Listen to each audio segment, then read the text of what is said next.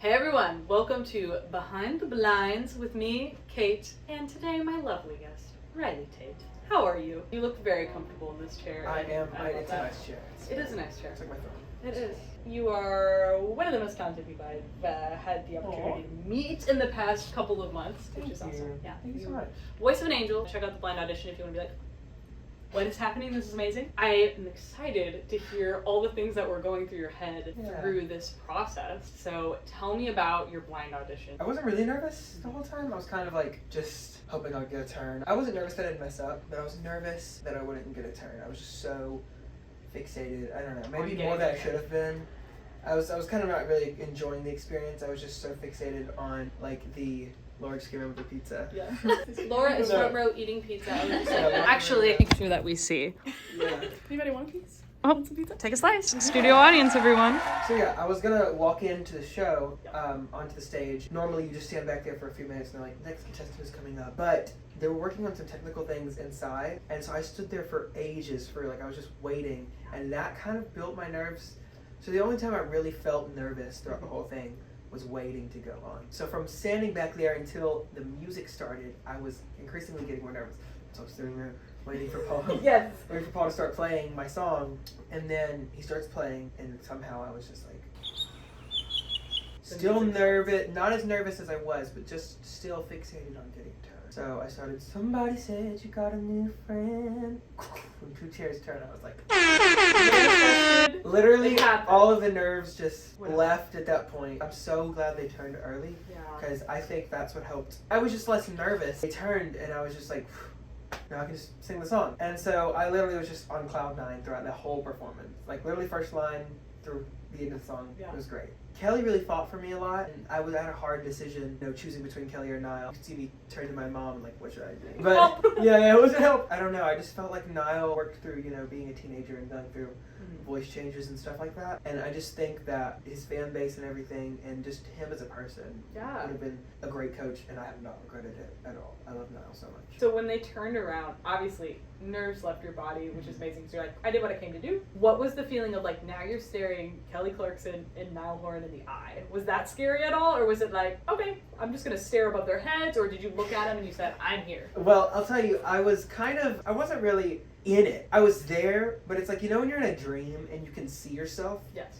It's like I was a camera right here, like in a wide angle view of right behind me. I was watching myself perform. It was like I'm watching someone's blind audition. Like it just happens to be me. Tell me about the song. I did not plan on singing this song, and I was actually not excited about it because it was kind of, I don't know, it wasn't a song I really felt connected to in a sense, and I didn't feel personally that there was a lot of that I could do in the song to get a turn. You know what I'm saying? Like I didn't feel like there was some moment in the song. The humidity was another thing that was making it hard for me to adjust. LA is super dry. Like there's no humidity. And I come from the South. I'm from Alabama, where it's like literally 98% humidity some days. Like that's genuinely like that's what it is. Like the air is sticky in Alabama. It's thick. Yes. Which is great for singing. And in LA, I don't know, I was just not prepared for it. Yes. So I just came and my voice was just like dry. So notes I could normally hit at home, when I was prepared for this song, was not when I came to LA. I'm giving it my all, but I'm not the guy you take. That note it's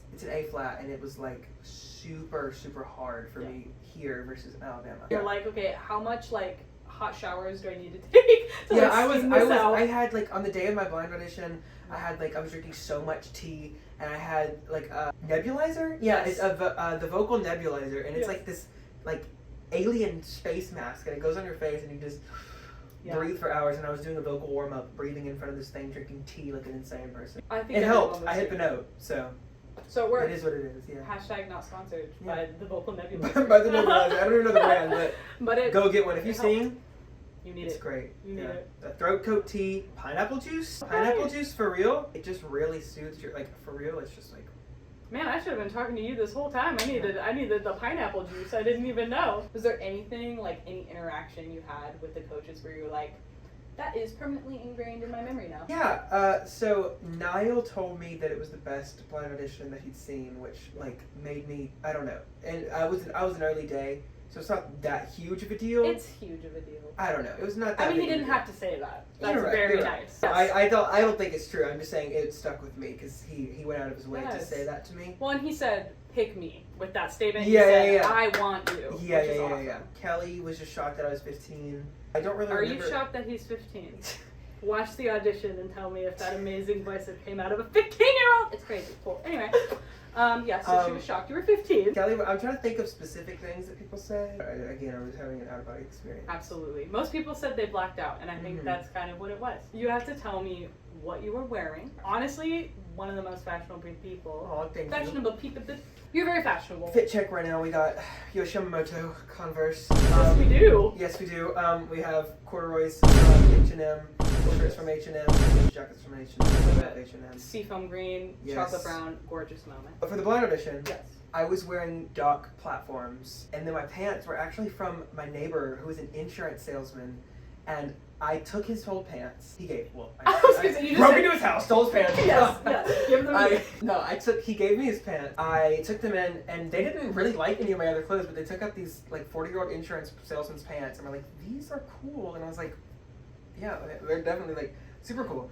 And so we cropped them and took in the waist a little bit. Wow, don't tell him that. Don't I tell won't. Yeah. The shirt I have, I told him I loved Rick Owen and a lot of avant-garde stuff, and so they picked a shirt that was, fitting to like avant-garde style that I like, and then this really cool vest I have. The shirt was white and black, almost like a white button-down shirt, and then somebody took a marker and like just started doing these short, fast lines all over it. Cute. And it's like mismatched and like this whole texture of like all these little mismatched lines going all over the place. I love that. I didn't have my other ear piercing there. I just have one. So you've evolved since I've then. evolved. We Character have development is. Yeah. It's a 2 piercing kind of day. I actually wore 2 earrings connected because I'm cool like that. You said my antenna is hearing everything I need to hear. Obviously, you're continuing on the show as we speak, and you'll also continue to be a performer because it would be a crime if you did not. Sorry, telling you your career just now. Thank you so much. How do you envision your style evolving? Is there anything you're like, actually really wanted to start wearing things like this? Or like, if I had all the money in the world, put me in this suit, put me in this, like, what are we getting? Yeah, so I really, really love Balenciaga. I love Prada, Rick Owens, Junjie, Vediment. If I was rich, I would definitely be wearing designer all decked out. That would be really cool. Yeah, you're very fashionable. Thank you. And I am with you with wanting to wear designer. Somebody please sponsor him. I definitely would like to be very fashion forward in the way that I dress, and like, I don't know, I'd love to go to the MET Gala one day. Oh my gosh, come true. That's #1 on my bucket list. Was there any look you saw during the blinds that you were like, so I'm taking that. That is mine now. So I was actually really obsessed with Jamar's outfit, like the whole, like the white trench coat. It was kind of a heavenly Backstreet Boys moment. like, every time I walked into the room, I was like, eye-catching. Like, yeah, for real. It was like, Yes. Jamar's here. He has the most calming presence, and I felt like he looked like an angel in the all-white. I was like, you're calming me down, and you look amazing. So I think that's a good one. Again, on the topic of fashion. Obviously, we got very cute hoodies from Mr. Niall. So sweet. We love it. But if you were in charge of making the gift to give your team when you're eventually a coach, what would it be? I actually really love vinyl and like record players and records. Yeah. So I know these aren't like the greatest record players, but you know the little suitcase Victrola record players? Yes. If I was a coach, I'd have my album out by now. Yeah. So I would give them my album on vinyl Yeah. and a little suitcase record player to take home with them and start their record collection with. I almost was like, a 15-year-old's telling me about vinyl, and then I was like, I'm 24. I'm not old enough to know about vinyl. What's your favorite record that you have on vinyl? Right now, it's Waiting to Spill by the Backseat Lovers. It's in my top 3 favorite albums of all time. Go listen to Waiting to Spill by Backseat Lovers. Do it. We have a guest entering the room. This is Marcos. Everything. Back to the interview. You're 15. After doing this experience especially, are you like, music is what I'm going to do for sure? Oh, 100%. So even before I auditioned for this, I auditioned, so I love music so much. But I definitely want to pursue a career in musical theater. Yeah. Stage managing, writing, directing, or acting or and singing. Starring in being or starring on Broadway. That would be cool. Yeah. I don't know. I just feel the most connected to music on stage, but really on stage in like a musical, like telling a story.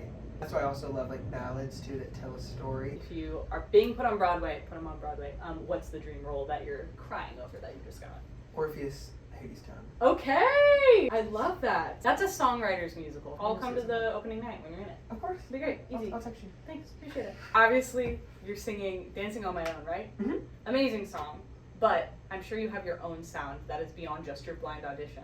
What is it you hope when people discover you that they get from your music and like what you love? I want people to know that I'm not just this like teen pop singer, that I'm like an artist, I feel like, and everyone else here is an artist and not just a singer. I feel like things like TikTok and Instagram Reels are removing like the artistry behind music and are turning people into just like, oh, this person sounds good. Yeah, this person can hit this note or hit this rhyme. And I feel like pop music nowadays is getting very shallow. I don't know. I want people to know that I'm more diverse than just a teen pop singer. Where can people find you? Yeah, so Instagram, it's _Ryley Tate. Do you have any music out? I do. I have a song called Anna Magdalena out on Spotify. Spotify, Apple Music, Amazon Music, Deezer, Treble, every streaming platform, Amazon, yeah, that's it. Just as Ryley Tate? Ryley Tate Wilson. Ryley Tate Wilson. The full name, please, the full legal name. Yes. And it's Ryley Tate, not Riley. It's Ryley Tate, not Riley. I want everyone to know Ryley Tate. It's Ryley Tate. Not Riley. Thank you so much for having me. Anytime. Make sure to watch Ryley Tate's blind audition and stay tuned for more whatever the heck this is. Bye! Bye. If you think you're I Ryley literally Tate's sang that biggest one fan, you're sadly mistaken because that role goes to me.